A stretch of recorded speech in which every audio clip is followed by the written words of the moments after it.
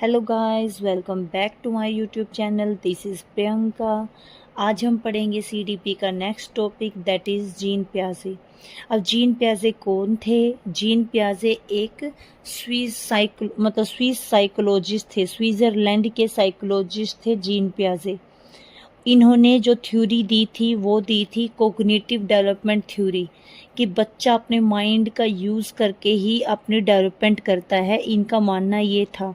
Cognitive development theory को हम intellectual development theory भी कहते हैं, यानी अपने माइंड का यूज़ करके ही बच्चा अपना क्या करता है, डेवलपमेंट करता है। अब ये क्या थे? जो पियाजे थे वो रेडिकल कंस्ट्रक्टिविस्ट। रेडिकल कंस्ट्रक्टिविस्ट किसको कहते हैं? जो पियाजे थे वो एक रेडिकल कंस्ट्रक्टिविस्ट थे। इसका मतलब ये है, पियाजे कहते थे कि बच्चा अपने इंडिपेंडेंट एक्टिविटी के थ्रू ही अपना कंस्ट्रक्शन करता है, अपना बिल्टअप करता है।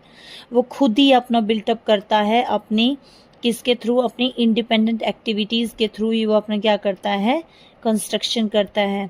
और ये इसका बर्थ कब हुआ था? इसका बर्थ हुआ था 1896 में। और जो पियाजे की थ्योरी है इसको हम स्टेज थ्योरी भी कहते हैं। क्यों? क्योंकि जो पियाजे है इसने 4 स्टेजेस दी हैं। सबसे पहले सेंसरी मोटर स्टेज दी है, सेकंड प्री ऑपरेशनल स्टेज दी है, थर्ड इसने कंक्रीट ऑपरेशनल स्टेज दी है और फोर्थ इसने फॉर्मल ऑपरेशनल स्टेज दी है। तो इसने 4 स्टेजेस दी हैं अपनी थ्योरी की, कोग्निटिव डेवलपमेंट थ्योरी की, जिसको इसने इंटेलेक्चुअल डेवलपमेंट थ्योरी भी बोला है। ठीक है, अब ये क्या है? अब देखो हमारे पास जो कोग्निटिव डेवलपमेंट थ्योरी है, जो कोग्निटिव की बात की है वो दो ने की है। एक तो जीन पियाजे ने की है और एक लेव वाइगोत्स्की ने की है। जो लेव वाइगोत्स्की है वो एक सोशो कंस्ट्रक्टिविस्ट हैं और ये एक रेडिकल कंस्ट्रक्टिविस्ट हैं। ये क्या जीन पियाजे कहते हैं कि बच्चा अपनी इंडिपेंडेंट एक्टिविटी के थ्रू ही सीखता है, जबकि लेव वाइगोत्स्की कहते हैं कि बच्चा वो कहते हैं बच्चा सोसाइटी के साथ इंटरेक्ट करके सीखता है, बच्चा सोसाइटी के साथ इंटरेक्ट करके ज़्यादा सीख सकता है। जबकि जीन पियाजे कहते हैं कि जैसे जैसे बच्चों में बायोलॉजिकल मैच्योरेशन आती है, जैसे जैसे बच्चे की एज बढ़ती है, जैसे ही बच्चा अराउंड 14 to 15 ईयर्स का हो जाता है, उसकी कोग्निटिव डेवलपमेंट भी क्या हो जाती है, वो भी वो मैक्सिमम क्या कर लेता है, अचीव कर लेता है अपनी कोग्निटिव डेवलपमेंट को। मतलब उनका मानना ये था जैसे जैसे एज बढ़ती है ना, मतलब जैसे जैसे हम बायोलॉजिकली हमारी एज बढ़ेगी वैसे वैसे हमारी क्या होती है, मेंटली हमारी डेवलपमेंट होती रहती है, हमारी कोग्निटिव डेवलपमेंट होती रहती है। तभी तो अब देखो इसका एग्जांपल कैसे दे सकते हैं हम? जैसे जब हम छोटे होते हैं, हमारे पास जो नर्सरी का सिलेबस होता है, फिर जो फर्स्ट का सिलेबस आता है वो उससे थोड़ा एडवांस आता है, सेकंड क्लास का उससे थोड़ा एडवांस आता है, फिर आगे फर्स्ट सेकंड थर्ड फोर्थ, ऐसे जैसे ही क्लासेस बढ़ती रहती हैं हमारा जो सिलेबस है वो भी थोड़ा हाई होता रहता है, मतलब उसका लेवल भी थोड़ा हाई होता रहता है। इसका मतलब क्या है कि जैसे ही बच्चों में बायोलॉजिकल मैच्योरेशन आती रहती है, जैसे ही उनकी एज बढ़ती रहती है, यहाँ पे एज भी एक बहुत इम्पोर्टेंट फैक्टर है। जैसे उसकी एज बढ़ती रहती है, उसके अंदर बायोलॉजिकल मैच्योरेशन आती रहती है, तो उसके अंदर उनका कोग्निटिव डेवलपमेंट भी क्या होता रहता है, बढ़ता रहता है। हम किसी 5th क्लास के बच्चे को 12th क्लास का सिलेबस नहीं पढ़ा सकते, क्योंकि उस टाइम उसकी इतनी कोग्निटिव डेवलपमेंट उसका नहीं होता। तो ये कुछ ऐसा पियाजे की थ्योरी के अकॉर्डिंग हम बोल सकते हैं कि जितना भी हम जो ये सिलेबस की बात करते हैं ये उसकी एज के अकॉर्डिंग करते हैं। जब बच्चे की एज कम होती है तो उस टाइम बच्चे की जो सिलेबस का लेवल होता है वो भी क्या होता है, थोड़ा लो होता है। बाद में जब उसकी एज बढ़ जाती है, एज बढ़ती रहती है, तो बाद में क्या होता रहता है, उसका जो कोग्निटिव डेवलपमेंट है वो भी अपनी मैक्सिमम ग्रोथ को अटेन करने वाला होता है, और जो हमारा सिलेबस है वो भी क्या करता है, वो भी हाई लेवल का आ जाता है। ठीक है, अब पियाजे क्या कहता है, ये देखो पियाजे दिस थ्योरी स्टेट्स दैट, ये थ्योरी क्या कहती है कि child is born with a cognitive development, which बच्चा अपने कोग्निटिव डेवलपमेंट के साथ पैदा होता है, उसके अंदर ऑलरेडी दिमाग होता है, वो उसके साथ पैदा होता है। और ये बात उसने भी बोल ली थी, एलईडी डिवाइस होती है बच्चे के, उसके अंदर एलईडी डिवाइस होती है ना। नोम चॉम्स्की ने बोली थी कि बच्चे के माइंड में एलईडी डिवाइस होती है, लैंग्वेज एक्विजिशन डिवाइस होती है बच्चे के अंदर। बच्चे के माइंड में नेचुरल ग्रामर होती है, नेचुरली वो लैंग्वेज को सीख जाता है। तो इसने कुछ ऐसा ही बोला है कि ये थ्योरी क्या कहती है कि बच्चा पैदा होता है कोग्निटिव डेवलपमेंट के साथ ही पैदा होता है, which develops and attains maximum growth around 14 to 15 years. जो क्या होती है, बच्चा एक कोग्निशन के साथ पैदा होता है, लेकिन फिर क्या होता है, टाइम के साथ साथ जब उसकी एज 14 to 15 ईयर्स हो जाती है, तब वो अपनी मैक्सिमम ग्रोथ को क्या कर लेता है, अटेन कर लेता है। और पियाजे का ये मानना है कि जैसे जैसे बायोलॉजिकल मैच्योरेशन आती है, जैसे जैसे एज बढ़ती है, तो बच्चे का जो कोग्निशन का भी क्या हो जाता होता रहता है, डेवलपमेंट होता रहता है। अब ये क्या कहता है, बच्चा लिटिल साइंटिस्ट होता है, मतलब बच्चा छोटा साइंटिस्ट होता है, ये एक्टिव कंस्ट्रक्टर होता है। ये वर्ड पेपर में डायरेक्ट दिखते हैं कि ये थ्योरी किससे रिलेटेड है, कौन सा वर्ड है, एक्टिव कंस्ट्रक्टर है। बच्चा खुद ही एक्टिवली कंस्ट्रक्ट करता रहता है, खुद ही उसके अंदर माइंड होता है, खुद ही वो अपने काम करता रहता है, और उसके बाद बिल्डर ऑफ नॉलेज, अपनी नॉलेज को बिल्डअप करता रहता है। पियाजे के अकॉर्डिंग पियाजे क्या कहते हैं कि बच्चों का थिंकिंग लेवल बेशक डिफरेंट होता है, लेकिन वो सिर्फ क्वांटिटी, मतलब वो कहता है कि इनकी मतलब बच्चे का जो माइंड है ना वो सेम है हमारी, और उनकी जो माइंड लेवल है, हमारी जो क्वांटिटी है वो बिल्कुल क्या है, सेम है। देखो, अकॉर्डिंग टू पियाजे thinking of child is different but not in quantity, मतलब हमारी जो क्वांटिटी है ना माइंड की वो बिल्कुल सेम है, बस हमारे टाइप में अलग है। मतलब वो उसको कुछ और सोचता है, हमारा दिमाग बिल्कुल सेम है लेकिन वो कुछ और सोचता है, हम कुछ और सोचते हैं। टाइम के साथ उसमें क्या आ जाती है, मैच्योरेशन आ जाती है। टाइम के साथ उसके अंदर मैच्योरेशन आ जाती है कि इसको कैसे अपने माइंड का प्रॉपर यूज़ करना है। वैसे तो प्रॉपर माइंड उसके अंदर बचपन से ही आ जाता है। अब जैसे एक और एग्जांपल हम देख सकते हैं, जैसे आप बच्चों के लेग्स में पावर तो बर्थ से होती है ना, बच्चों के लेग्स में पावर तो बर्थ से होती है, बट उनमें चलने की पावर क्या आती है, विद मैच्योरिटी आती है। पावर तो उसकी बचपन से ही होती है, लेकिन उनमें चलने की पावर विद बायोलॉजिकल मैच्योरेशन के साथ ही आती है। तो ये ऐसा बोला हुआ है जीन पियाजे ने। ठीक है, अब हम बात करते हैं कुछ पॉइंट्स की, जिसमें हम इसके बारे में बात करते हैं जीन पियाजे ने जो कुछ पॉइंट्स बोले हुए हैं। तो देखो, सबसे पहला अब हम करते हैं जो जीन पियाजे के कुछ पॉइंट्स हैं जो हमें क्या करने हैं, याद रखने हैं। सबसे पहला क्या है, स्कीमा। जैसे पूछ लेते हैं कि स्कीमा वर्ड किसकी थ्योरी से रिलेटेड है, कौन सी थ्योरी से रिलेटेड है, तो ऐसे भी पूछ लेते हैं। जो स्कीमा होता है, अब स्कीमा हम किसको बोलते हैं कि जो उसके माइंड में जो उसकी प्रीवियस नॉलेज होती है, जो उसका मेंटल स्ट्रक्चर होता है, जो उस नॉलेज को क्या कर रखा होता है, ऑर्गेनाइज कर रखा होता है, तो यहाँ पे उसको हम बोल देते हैं स्कीमा। यानी कि जो उसके माइंड में प्रीवियस नॉलेज है, जो उसकी प्रॉपर मेंटल स्ट्रक्चर, उसको हम क्या बोल देते हैं, स्कीमा। जैसे हम किसी भी चीज़ के बारे में आपसे कुछ पूछेंगे तो आप उसके बारे में तुरंत बता दोगे, क्योंकि उस टॉपिक के रिगार्डिंग आपके माइंड में क्या है, स्कीमा है। ठीक है, उसके बाद हम बात करते हैं अडोप्टेशन की। ये वर्ड है जब आगे यूज़ होंगे, मैं आपको पहले इसका छोटा मीनिंग बता देती हूँ ताकि आगे प्रॉब्लम ना हो। आगे हम बात करते हैं अडोप्टेशन की। अडोप्टेशन क्या होती है, एनवायरनमेंट के अकॉर्डिंग अपने आप को क्या कर लेना, चेंज कर लेना। उसके अकॉर्डिंग अपने आप को क्या कर लेना, चेंज। एनवायरनमेंट के अकॉर्डिंग अपने आप को क्या कर लेना, मेंटेन कर लेना। मतलब जैसे अब हम कैसे मेंटेन करेंगे, जैसे अब वो आता है, विंटर का सीज़न आता है, अगर हम अपने आप को क्या करेंगे, बैलेंस नहीं करेंगे, तो आपको भी पता है क्या होएगा, हमें ठंड लग जाएगी। ठंड लगने से हम बीमार भी हो सकते हैं, या फिर कुछ ज़्यादा ही ठंड लग गई तो हम मर भी सकते हैं। तो क्या कर सकते हैं, एनवायरनमेंट के अकॉर्डिंग अपने आप को ढालने को क्या कहते हैं, अपने आप को मेंटेन करने को क्या कहते हैं, अडोप्टेशन कहते हैं। अब जो एनवायरनमेंट के अकॉर्डिंग अपने आप को मेंटेन करने को, ढालने को, ये जो प्रोसेस होता है, ये 2 टाइप्स होता है। सबसे पहले होता है एसिमिलेशन, सेकंड होता है अकोमोडेशन। सबसे पहले होता है एसिमिलेशन, सेकंड होता है अकोमोडेशन। एसिमिलेशन क्या होता है कि अपनी जो प्रीवियस नॉलेज होती है ना, उसको एडिट कर लेना, उसको क्या कर लेना, उसमें कुछ चीज़ें ऐड कर लेना। जैसे हमने मतलब ये एग्जाम्पल बहुत पुराना है, मतलब कि जैसे कोई आपने किसी आपने किसी डॉग को देखा तो आपको किसी ने आपको बताया कि जैसे कि कोई डॉग है और उसकी जो 4 लेग्स होती है ना, जिसकी वो डॉग होता है, जैसे आपको किसी ने बताया कि जिसकी 4 लेग्स होती है ना वो डॉग्स होता है, ठीक है, तो ये आपको बता दिया।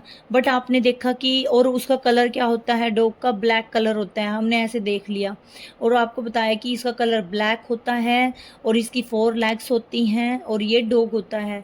फिर आपने क्या देखा, फिर आपने एक डॉग को देख लिया, उसकी 4 लेग्स थी लेकिन वो वाइट कलर का था।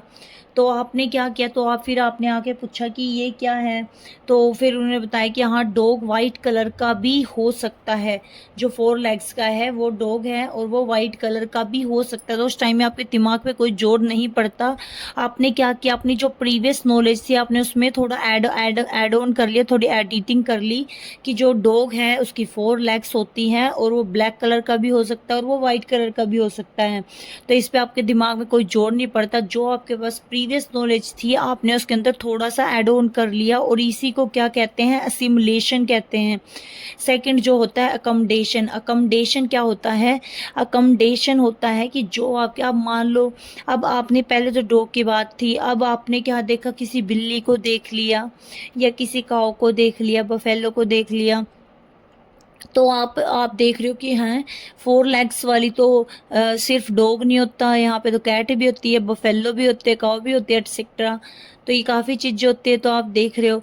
तो इस फिर आपको बताया जाता है कि हाँ, 4 लेग्स की बफेलो भी हो सकती हैं, काऊ भी हो सकती हैं, कैट भी हो सकती हैं, तो काफ़ी और भी हो सकते हैं। तो इससे आपके दिमाग पे जोर पड़ता है, यानी आपने आपकी प्रीवियस नॉलेज को क्या कर लिया, मॉडिफाई कर लिया। जब आपके दिमाग पे जोर पड़ता है तब आप अपनी प्रीवियस नॉलेज में चेंज करते हो, उसको मॉडिफाई करते हो, तो इसको बोलते हैं अकमडेशन। इसको क्या बोलते हैं, अकमडेशन। एग्जाम में ऐसे डायरेक्ट तो नहीं पूछता विद डेफिनेशन, एग्जाम में आपको एग्जाम्पल दे के पूछ सकता है कि असिमुलेशन का किया, अगर वो इसका मतलब कि मतलब नॉर्मली आपको एग्जाम्पल दे के पूछेगा, मतलब जो भी, जैसे अभी मैंने आपको एग्जाम्पल दिया, कैट का दे देगा, डॉग का दे देगा, मतलब आपको एग्जाम्पल दे के पूछेगा कि ये एसिमुलेशन है, अकोमोडेशन है या अडॉप्टेशन है, ऐसे, ठीक है। फिर नेक्स्ट वर्ड जो इसकी थ्योरी में आता है, जीन पियाजे की थ्योरी में आता है, वो है सेंट्रेशन। सेंट्रेशन क्या होता है कि जब एक ही चीज़ पर फोकस करते हैं। सेंट्रेशन क्या होता है, बच्चा जब एक ही चीज़ पे फोकस करता है, जब वो कौन सी एज में होता है, जब वो प्री ऑपरेशनल स्टेज में होता है ना, 2 से 7 की एज में होता है, प्री ऑपरेशनल स्टेज में होता है बच्चा, तो वो सेंट्रेशन स्टेज में होता है।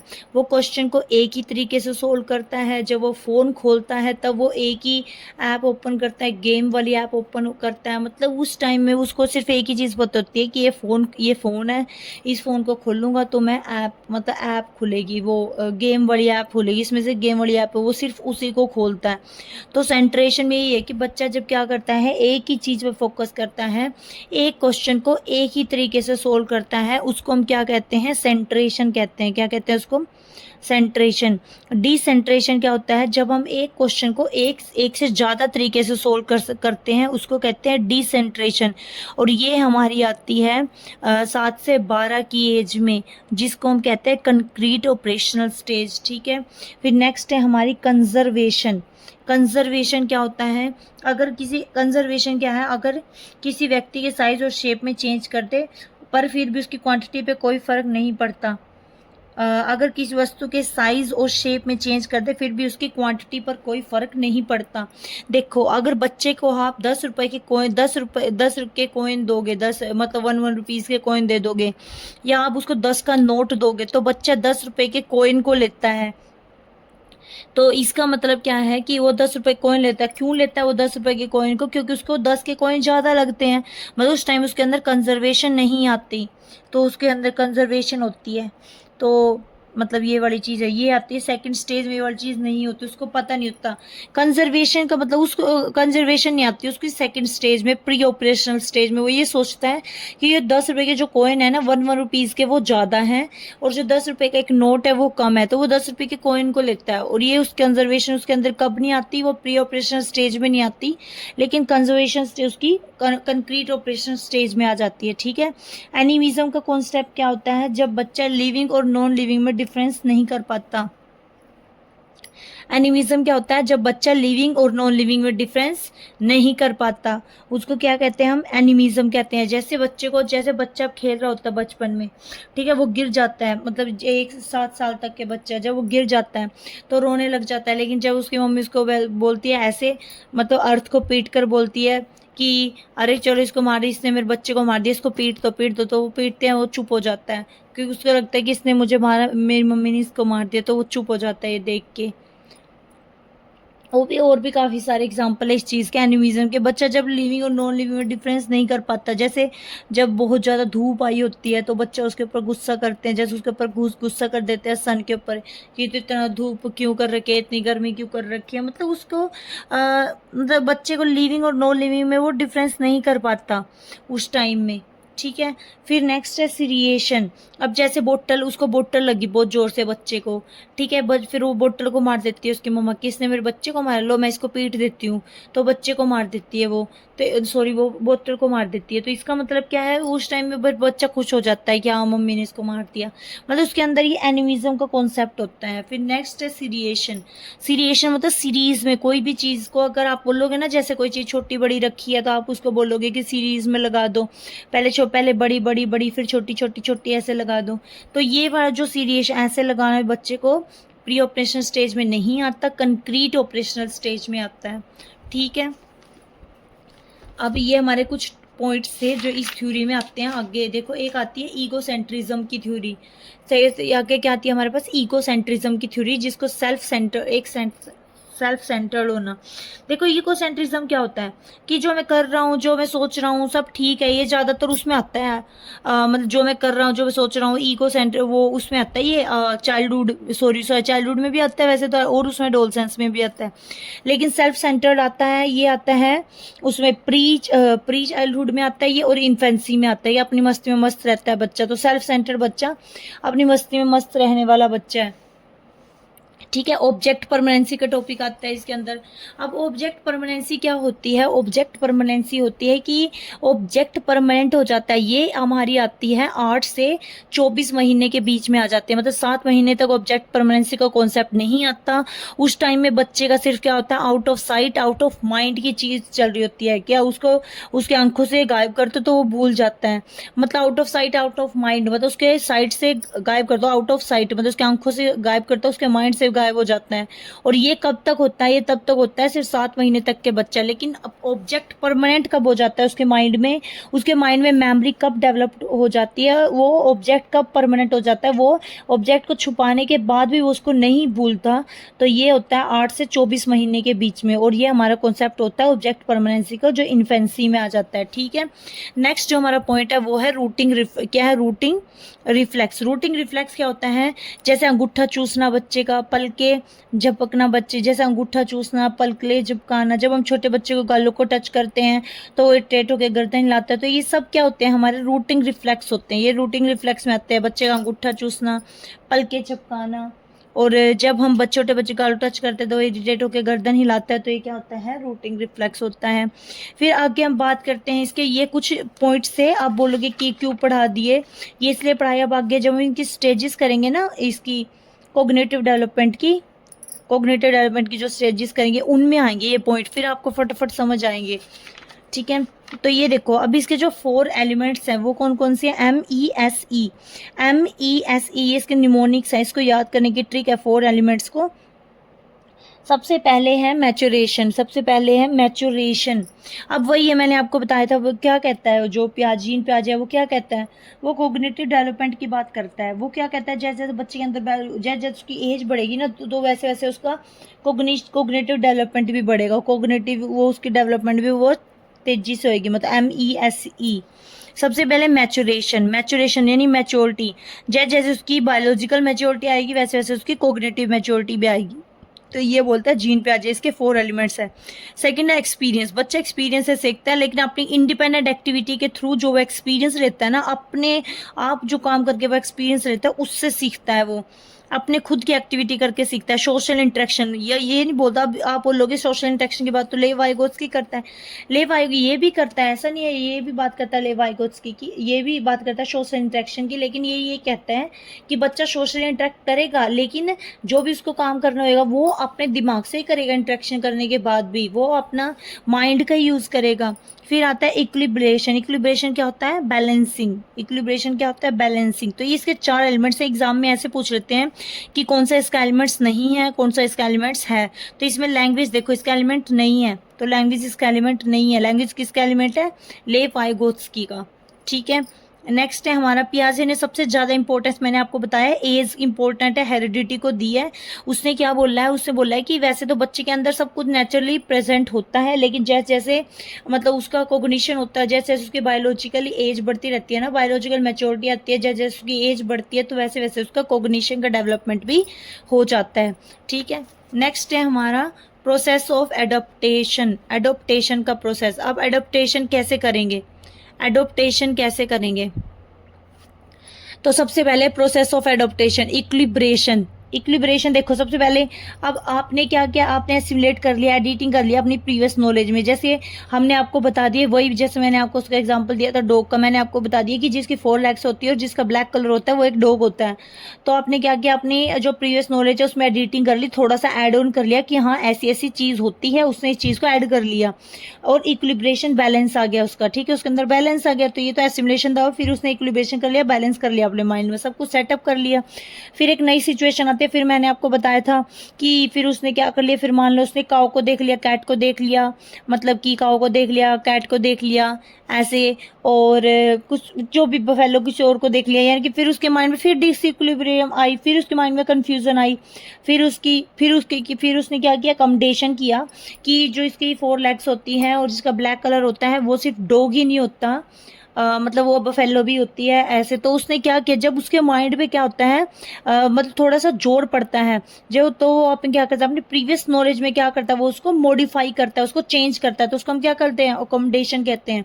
और मैं आपको ऑलरेडी बता चुकी हूँ कि एग्जाम में ये मतलब कि डायरेक्ट बाय डेफिनेशन पूछ लें, ये तो मतलब कि बहुत रेयर केस है, ज़्यादातर वो एग्जाम्पल से ही पूछते हैं। ठीक है, और अब जीन पियाजे एक और चीज़ कहता है कि जो डेवलपमेंट होता है ना वो डिसकॉन्टिन्यूस होता है। क्यों डिसकॉन्टिन्यूस क्यों बोल रहा है उसने डेवलपमेंट? क्योंकि वो ये बोलता है ना कि एज के साथ ही हमारा जो डेवलपमेंट है वो होता रहता है, कोग्निटिव डेवलपमेंट होता रहता है। वो कहता है ना ऐसे कि जैसे पहले उसका 0 से इन्फेंसी में कम होएगा क्योंकि एज इसकी 0 से 2 है ना, फिर उसकी एज बढ़ेगी तो डेवलपमेंट ज़्यादा होगा, क्योंकि विद एज क्या होता है उसका डेवलपमेंट बढ़ता रहता है, विद एज क्या होता है उसका डेवलपमेंट क्या होता है? बढ़ता रहता है।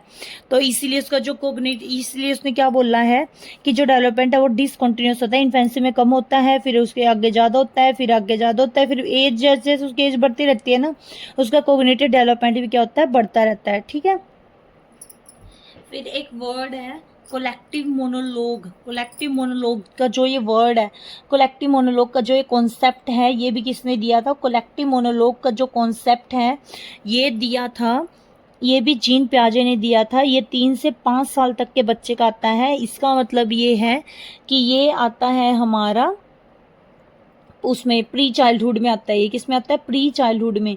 मतलब दूसरे व्यक्ति के नज़रिए से चीज़ों को देखने में असमर्थ होता है उस टाइम बच्चा कि दूसरा व्यक्ति क्या सोच रहा है, मतलब उसके अकॉर्डिंग वो सोच नहीं पाता। तो दूसरे व्यक्ति के नज़रिए से चीज़ों को देखने में वो क्या होता है? असमर्थ होता है कि दूसरा व्यक्ति क्या सोच रहा है वो सोच नहीं पाता, क्योंकि उस टाइम उसका इतना कोग्निटिव डेवलपमेंट नहीं हुआ होता। ठीक है, तो आगे हम बात करते हैं stages of cognitive development. Cognitive development की स्टेजेस की बात करते हैं तो पहले मैं आपको इन शॉर्ट बताती हूँ। सबसे पहले होती है सेंसरी मोटर स्टेज, जो 0 से कहाँ तक होती है? 2 तक होती है। अब इसमें बच्चा अपनी सेंसेस के थ्रू सीखता है और मोटर एक्टिविटी करके सीखता है। बच्चा इसमें सेंसेस के थ्रू सीखता है और अपनी मोटर एक्टिविटी करके सीखता है, मतलब एक्टिविटी कर करके सीखता है या सेंसेस से सीखता है। अभी मैंने आपको बताया था ऑब्जेक्ट परमानेंसी का कॉन्सेप्ट इसी के अंदर आता है ना, फिजिकल एक्शन करके सीखता है, मोटर एक्टिविटी का मतलब। अब मैंने आपको बताया था 8 से 24 महीने के जो बच्चे के अंदर आता है वो ऑब्जेक्ट परमानेंसी का कॉन्सेप्ट आता है, यानी कि ये जो सेंसरी मोटर स्टेज है, इन्फेंसी स्टेज है, इसी के अंदर क्या आता है, ऑब्जेक्ट परमानेंसी का कॉन्सेप्ट आता है। फिर आता है गोल डायरेक्टेड बिहेवियर। गोल डायरेक्टेड बिहेवियर क्या होता है? गोल डायरेक्टेड बिहेवियर मतलब आपने उसके सामने कहीं दूर बिल्कुल एक पिल्लो रख दिया या टेडी बियर रख दिया तो वो बिल्कुल मतलब वहीं पे जाके रुकेगा सीधा टेडी बियर के साथ, ना लेफ्ट रुकेगा ना राइट, सीधा गोल डायरेक्टेड बिहेवियर होएगा उसका, बिल्कुल मतलब सीधा डायरेक्ट जाएगा। वो इमिटेशन करता है, इसमें बच्चा डेफर्ड इमिटेशन करता है बच्चा इसके अंदर, ठीक है। रूटिंग रिफ्लेक्स करता है, मैंने आपको बताया था कि रूटी जैसे वो क्या करता है, अंगूठा चूसना, पलके चिपकाना, कोई उसके गालों को टच करे तो वो क्या होता है, इरिटेट होकर ऐसे गर्दन को हिलाता है। तो ये रूटिंग रिफ्लेक्स सब इसी एज के अंदर आते हैं, 0 से 2। कई बार पेपर में इसकी एज भी पूछ लेते हैं, पेपर में इसकी एज भी पूछ लेते हैं। फिर आती है हमारी ओरल एक्टिविटी, भी बच्चा इसी एज में करता है ना, उसको कुछ भी चीज़ दो, आप कुछ भी चीज़ दो वो सब मुंह में डालता है, तो वो ओरल एक्टिविटी बच्चा इसी एज में करता है। मैंने आपको बताया कि बच्चा सेंसेस से सीखता है, तो सेंसेस यहाँ पे टीचर्स होते हैं और बच्चा क्या करता है यहाँ पे, इमिटेट करता है। सेकंड है हमारी प्री कंसेप्चुअल स्टेज भी कह देते हैं हम इसको, प्री ऑपरेशनल स्टेज भी कह देते हैं। इस एज में क्या होता है, इस एज में बच्चे का देखो जो हमने 2 पॉइंट पढ़े हैं ना, इस एज में मतलब बच्चे के अंदर एनिमिज्म होता है, इस एज के अंदर बच्चे के अंदर एनिमिज्म होता है, बच्चा निर्जीव और सजीव लिविंग और नॉन लिविंग चीज़ों में डिफरेंस नहीं कर पाता। सेकंड चीज़ क्या है, बच्चा वो कंजर्वेशन होता है बच्चे के अंदर, वो 10 रुपए के जो कॉइन के सिक्के उनको ज़्यादा मानता है, मतलब 10 के नोट के अलावा, ठीक है। फिर उसके बाद वो उसके अंदर वो सीरिएशन आती है, मतलब सीरिएशन भी नहीं होते, वो सीरीज में नहीं लगा पाता चीज़ों को। तो एक ये जितने भी हमने पॉइंट पढ़े थे ना वो सारे इसके अंदर होते हैं, मतलब ये बच्चा जो चीज़ें नहीं कर पाता सेकंड वाली स्टेज में। अभी बताती हूँ आपको। थर्ड में कंक्रीट ऑपरेशन स्टेज में क्या होता है, बच्चे इसका सेकंड वाली का जो मेन पॉइंट है ना, मेन पॉइंट है सिम्बॉलिक थॉट। बच्चा सिम्बल्स को सिम्बल से सीखने लग जाता है, बच्चा सिम्बल और नैवी थ्योरी बनाने लग जाता है बच्चा। मैं कहाँ से आया, चंदा हमारे मामा है, ऐसे ऐसी थ्योरी ऐसे ऐसे क्वेश्चन पूछने लग जाता है बच्चा। क्यूरी बहुत ज़्यादा करता है बच्चा, क्यूरियोसिटी एज होती है ये बच्चे की, इसमें बच्चा की माइंड बहुत तेज़ी से चलता है। और एक पॉजिटिव पॉइंट है, बच्चा सिम्बॉलिक और मतलब सिम्योटिक फंक्शन एज होती है, सिम्बॉलिक फंक्शन एज बच्चा सिम्बल से सीख जाता है। मैंने आपको बताया भी था कि अगर मम्मी आंखें दिखा रही है तो इसका मतलब उसको चुप होना है, वो चुप हो जाता है, रोते रोते वो चुप हो जाता है, मतलब सिम्बॉलिक थॉट है ये उसकी, ये इसका पॉजिटिव पॉइंट है सेकेंड एज का। वैसे तो मोस्ट ऑफ इसमें सारे वही होते हैं, मतलब कि जैसे अभी बताऊंगी आगे। देखो जैसे हमने पढ़े थे ना ये वाले, ये देखो जैसे हमने अभी पढ़े थे कि देखो बच्चे के अंदर क्या होता है, बच्चे का हमने पढ़ा था कि बच्चे के अंदर सेंट्रेशन होती है। देखो सेंट्रेशन आती है, बच्चा जब भी फ़ोन खोलेगा वो एक ही चीज़ पे फोकस करेगा, उसको गेम वाली ऐप ही चलानी है और वो कोई ऐप नहीं चलाता। उसके अंदर डिसेंट्रेशन होती है, मतलब इसके अंदर सेंट्रेशन होती है, मतलब डिसेंट्रेशन तो उसकी कंक्रीट वाले में आती है। कंजर्वेशन होती है बच्चे के अंदर, मतलब कि वो क्या करता है, वो इनमें डिफरेंस नहीं कर पाता, वो कंजर्वेटिव होता है, मतलब वो डिफरेंस नहीं कर पाता। एनिमिज्म होता है, सीरिएशन होता है, मैंने अभी आपको एक्सप्लेन किया था। अगर किसी को समझ नहीं आई तो वीडियो को थोड़ा पॉज करके या थोड़ा बैक करके देख लेना। सेकंड है, देखो सेकंड में अभी मैं इसके टाइप्स कराऊंगी, पहले ये बता दूं एक बार थोड़ा शॉर्ट में। सेकंड में देखो मैंने आपको बताया था इसमें बच्चों को लॉजिक नहीं होता, रिवर्सिबिलिटी की कमी होती है। बच्चा रिवर्स, जैसे बच्चे को अपने घर से कहीं भी जाना है, किसी दूसरे के घर जाना है, वो कहीं दूसरे के घर चला गया, वो एक बार दूसरे के घर जा तो ईजिली सकता है, लेकिन वापस आते उसको कन्फ्यूजन होगी कि मैं कहाँ से आया था, कौन सा रास्ता था, तो उसके अंदर रिवर्सिबिलिटी की क्या होती है, लैक होती है। जैसे 4 + 6 कितना होता है, 10 होता है। अब 4 + 6 मैं उसको बोल दूंगी 4 और 6 कितना होता है, 10 होता है, लेकिन 10 में से 6 गए कितने होंगे, तो कितना आएगा, तो उसमें कंफ्यूज हो जाता है, उसको पता ही नहीं चलेगा, मतलब रिवर्सिबिलिटी की कमी होती है उसके अंदर। एनिमिज्म का कॉन्सेप्ट होता है बच्चे के अंदर, लिविंग नॉन लिविंग में डिफरेंस नहीं कर पाता बच्चा। नॉन कंजर्वेटिव नहीं होता इसमें, नॉन कंजर्वेशन मतलब इसके अंदर कंजर्वेशन नहीं आता, उसको ये नहीं पता होता इसमें कि 10 रुपए के कॉइन और 10 रुपए का एक नोट एक ही होता है, वो कंजर्वेटिव नहीं होता। सीरिएशन नहीं आता इस एज में बच्चे के अंदर। बच्चा ईगोसेंट्रिज्म होता है, वो ये सोचता है जो मैं कर रहा हूँ, जो मैं सोच रहा हूँ वो सब ठीक है, ईगोसेंट्रिज्म आता है बच्चे के अंदर। उसके बाद है सेंट्रेशन आ जाती है बच्चे के अंदर, बच्चा एक ही पॉइंट पर सेंटर आउट करता है, क्वेश्चन को भी एक ही चीज़ से एक ही तरीके से सोल्व करता है।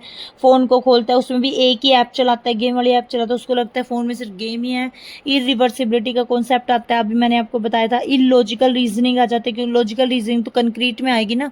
इलॉजिकल रीजनिंग आ जाती है बच्चे के अंदर। इंट्यूटिव थॉट आती है बच्चे के अंदर की नई थ्योरी बनाता है बच्चा, मैं कहाँ से आया, चंदा हमारे मामा हैं, ऐसे। ठीक है, ये हमारे दो टाइप की, इसकी दो टाइप है। दो टाइप कौन कौन सी? एक तो इसी का ही नाम है प्री ऑपरेशनल स्टेज, और सेकंड हमारी कौन सी है? Intuitive stage. अब प्री ऑपरेशन स्टेज में हमारी क्या आ जाती है? 2 से 7 होते हैं, ये 2 से 4 होगी, ये 4 से 7। 2 से 4 में क्या क्या आ जाता है? देखो 2 से 4 में एनिमिस्टिक लेस से याद रखो, लेस मैंने इसकी वो बनाई थी, निमोनिक्स बनाई। इस एल से क्या आएगा इसका? लेक्स लॉजिक, लॉजिक की कमी। ए से क्या आएगा इसका? Animistic, animistic. सी से क्या आएगा? सेंट्रलाइजेशन, सी से क्या आएगा? सेंट्रलाइजेशन। और ई से क्या आएगा? Ego centric, ego centric. मतलब ये सारे ईगो सेंट्रिक, एनिमिस्टिक, लेक्सोलॉजी सेंट्रा, ये सारे बस ऐसे याद हो। इंट्यूटिव जो सेकंड वाली है ना 4 से 7, 2 से 4, 4 से 7, जो 4 से 7 वाली है ना इंट्यूटिव स्टेज है, इसमें सिर्फ इरिवर्सिबिलिटी आएगी, बाकी जो ये है ना वो इसी के अंदर आएंगे। मतलब इसमें सिर्फ एक ही आएगी, इसको याद रखो। जो कम वाला है उसको याद रखो, ये ज़्यादा वाले याद रखने, ज़्यादा वाले ऑटोमेटिकली याद हो जाएगा। तो ये जो इरिवर्सिबिलिटी है ये इंट्यूटिव स्टेज में आ जाता है। ठीक है, कंक्रीट ऑपरेशन स्टेज में जो इस चीज़ इस एज में नहीं था ना, इस स्टेज में नहीं था, वो इसमें आएगा। देखो इसमें रिवर्सिबिलिटी नहीं थी, इसमें रिवर्सिबिलिटी आएगी। इसमें लॉजिक नहीं था, इसमें लॉजिक आएगा। इसमें कंजर्वेशन नहीं था, इसमें कंजर्वेशन आएगा। इसमें सीरिएशन नहीं थी, इसमें सीरिएशन आएगी। ठीक है, इसमें मतलब ये सब कुछ आएगा। इसमें लॉजिकल रीजनिंग आएगी बच्चे के अंदर। मतलब जो इस एज में नहीं था ना, इस स्टेज में नहीं था, वो सारा आएगा इस स्टेज में। कंक्रीट ऑपरेशन से जो 7 से 11 की एज है, और ये इंपॉर्टेंट मैं बार बार बता रही हूँ, इनके ये एज भी पूछ लेते हैं कि कितने से कितने तक पेपर में। ठीक है, उसके बाद है formal operational stage. Formal operational stage क्या होती है? Formal operational stage, formal operational stage होती है 11 से 15 तक की। अब इसमें क्या करता है? इसमें बच्चा फॉर्मल ऑपरेशनल स्टेज, इसमें बच्चा एब्स्ट्रैक्ट लॉजिक, मतलब पियाजे ने बोला है कि जब बच्चे की एज 11 से ऊपर चली जाती है ना, तो वो क्या करता है, मतलब कि मतलब जब वो 11 से 15 तक की एज में आ जाता है या 11 से ऊपर की है, तो वो एब्स्ट्रैक्ट लॉजिक भी करने लग जाता है। जी देखो थर्ड में तो क्या था? कंक्रीट ऑपरेशनल स्टेज थी, मतलब वो जिन चीज़ों को देखता था ना सिर्फ उसी में अपने माइंड का यूज़ करता है कि हाँ ये क्यों, क्या, कैसे हुआ, है ना, क्यों। जैसे कंक्रीट, कंक्रीट का मतलब ये जिन चीज़ों को हम देख सकते हैं, जिसमें लॉजिकल रीजनिंग देख के आती है, जिस चीज़ का रीजन हम पता करना है वो देख के पता करते हैं। ऐसे जो लास्ट वाला है ना उसको हम कैसे पता करते हैं? उसको हम पता करते हैं जैसे इसमें बच्चा बिना देख के जो भी चीज़ों को क्या कर सकता है, जो चीज़ों को देख नहीं सकता उनमें भी अपना दिमाग लगाता है। फॉर्मूला एब्स्ट्रैक्ट मतलब जिनको वो देख नहीं सकता। हाइपोथेटिकल डिडक्टिव रीजनिंग मतलब वो एक ऐसी इमेजिनेशन वाली चीज़ें भी वो इमेजिन करने लगता है। पेपर में ये वर्ड बहुत आते हैं। इमेजिनेशन पावर किस में आते हैं? एब्स्ट्रैक्ट लॉजिक किस में आता है? तो ये लास्ट वाले में आता है एब्स्ट्रैक्ट ऑपरेशनल स्टेज, जिसमें वो क्या करता है? इमेजिनेशन करता है। जैसे पोएट, राइटर, वो सब इसी के अंदर आते हैं। ठीक है, वो क्योंकि इमेजिन करते हैं ना, वो चीज़ों को देख के नहीं करते ना, तो वो आते हैं इसके अंदर। और क्रिटिसिज्म क्या है? पियाजे का मानना ये है कि इसके जो चरणों को अपरिवर्तनशील बताया है, वो कहता है इसको चेंज नहीं कर सकते, लेकिन अगर अच्छा एनवायरनमेंट दिया जाए तो वह अपनी एबिलिटी से ज़्यादा सीख सकता है। प्याजे उसने ये बताया है कि इसका जो मतलब प्याजे का सिर्फ जो मेन है वो ये कहता है कि जो बच्चे का कोग्निटिव डेवलपमेंट होता है ना वो इतना ही होगा जितना होना है। मतलब कि उसने अपनी स्टेजेस को मतलब अनचेंज है, उसको चेंज नहीं कर सकता। उसने बोला कि उसको हम चेंज नहीं कर सकते, उसकी जो स्टेजेस है उसको हम चेंज नहीं कर सकते। वो कहता है भाई उसका कोग्निटिव डेवलपमेंट उतना ही होगा जितना होना है, लेकिन अगर बच्चे को प्रॉपर एनवायरनमेंट दिया जाए ना तो वो कम एज में भी ज़्यादा सीख सकता है। ये इसकी क्रिटिसिज्म थी। वो कहता है कि उसका कोग्निटिव डेवलपमेंट उतना ही होगा अगर एनवायरनमेंट दे भी दिया जाए। बट जो वो है लेवाइगोत्स्की है, वो कहते हैं कि बच्चे को अगर प्रॉपर एनवायरनमेंट दिया जाए ना तो वो कम एज में भी ज़्यादा सीख सकता है, वो अपनी एज से ज़्यादा सीख सकता है। लेवाइगोत्स्की ये कहते हैं। ठीक है, और ये एक रह गया हमारा सब स्टेजेस ऑफ, हमने उसकी स्टेजेस तो पढ़ ली प्री ऑपरेशनल की। अब हम पढ़ेंगे सब stages of sensory motor stage. जो फर्स्ट वाली है उसकी सब स्टेजेस कितनी है? इसकी 6 सब स्टेजेस हैं, इसकी 6। कौन कौन से? सबसे पहले रिफ्लेक्स एक्टिविटी। सबसे पहले रिफ्लेक्स एक्टिविटी, जो बच्चा 1 महीने का होता है ना, 0 से 1 मंथ, 1 महीने का होता है, तब वो क्या करता है? रिफ्लेक्स एक्टिविटी करता है। मतलब वो क्या करता है? रिफ्लेक्स एक्टिविटी करता है। वो अंगूठा चूसता है, अपनी माँ का दूध पीता, अपनी माँ का दूध पीता है। इसमें रिफ्लेक्स एक्टिविटी मैं आपको बता चुकी हूँ कौन कौन सी आते हैं। मतलब सबसे पहले बच्चा क्या करता है? अंगूठा चूसता है, अपनी माँ का दूध पीता है, पलके ऐसे पलके चिपकाता है, तो वो रिफ्लेक्स एक्टिविटी आता है इसके अंदर। फिर प्राइमरी सर्कुलर रिएक्शन क्या होते हैं? ये 1 से 4 महीने का बच्चा होता है। इसमें बच्चा चीज़ों को रिपीट करता है। प्राइमरी सर्कुलर रिएक्शन, इसमें बच्चे को रिपीट करना सीख जाता है, मतलब इमिटेशन करना सीख जाता है, नकल करके करके इमिटेशन करना सीख जाता है। 0 से 1 महीने का बच्चा तो क्या करता है? रिफ्लेक्स एक्टिविटी करता है, अंगूठा चूसता है, अपनी माँ का दूध पीता है। फिर सेकंड जो हमारा है प्राइमरी सर्कुलर रिएक्शन, 1 से 4 महीने का बच्चा, इसमें बच्चा चीज़ों को दोहराता है, रिपीट करता है। फिर सेकेंडरी सर्कुलर रिएक्शन क्या होता है? ये 4 से 8 महीने का बच्चा होता है। इसमें बच्चा उल्टना और पलटना सीख जाता है, उल्टना पलटना सीख जाता है, मतलब ठीक है। रिवर्सिबिलिटी मतलब रिवर्सिबल, वो उल्टना पलटना सीख जाता है। फिर कोऑर्डिनेशन सर्कुलर रिएक्शन, चीज़ों को थोड़ा बहुत यूज़ करना सीख जाता है, ये 8 से 12 साल तक का बच्चा। फिर उसके बाद आता है tertiary circular reaction. Tertiary circular reaction 12 से 18 महीने का बच्चा क्या करता है? उसके अंदर क्रियोसिटी आ जाती है, उसके अंदर क्या आ जाती है? क्रियोसिटी। फिर लास्ट हमारी आती है इन्वेंशन स्टेज। इन्वेंशन स्टेज क्या होती है? 18 महीने से 24 महीने की, 18 महीने से 24 महीने की जो एज होती है उसको हम क्या कहते हैं? Invention stage. Invention stage. और इसके अंदर आती है हमारी ऑब्जेक्ट परमानेंसी। इसके अंदर हमारी क्या आती है? Object permanency. ये तो बहुत डीप उसमें पूछता है, जैसे एचटेट पीजीटी लेवल में ये वाला पूछ सकता है, सब स्टेज सेंसरी मोटर स्टेज की, वरना वो मतलब जो मैंने आपको पढ़ाया है उसमें से ही क्वेश्चन हमारे सारे अटैम्प्ट हो जाएंगे। ठीक है, बहुत ईजी था ये, बहुत और अच्छा भी था ये, मतलब ईजी सा कॉन्सेप्ट है। और एक जो जीन पे आ जाए ना, वो ये कहता है कि बच्चे में इमोशंस पहले आते हैं फिर लैंग्वेज आती है। जैसे बच्चा जब बोल नहीं पाता होता तो वो क्या करता है? जब वो अपनी माँ को देखता है तो वो रोने लग जाता है। तो यानी बच्चे के अंदर पहले इमोशंस आते हैं फिर लैंग्वेज आती है, तब तक वो बोल भी नहीं पाता, तभी उसके इमोशंस आते हैं। यानी जीन पे आज कहता है पहले इमोशंस आते हैं फिर लैंग्वेज आती है। आई होप आपको ये टॉपिक समझ आया हो। अगर कुछ भी प्रॉब्लम आपको लग रही है किसी भी टॉपिक में, किसी भी पॉइंट में, तो आप वीडियो को रिपीट करके देख लेना। Thank you so much. Please like and subscribe my channel for more updates. Thank you so much.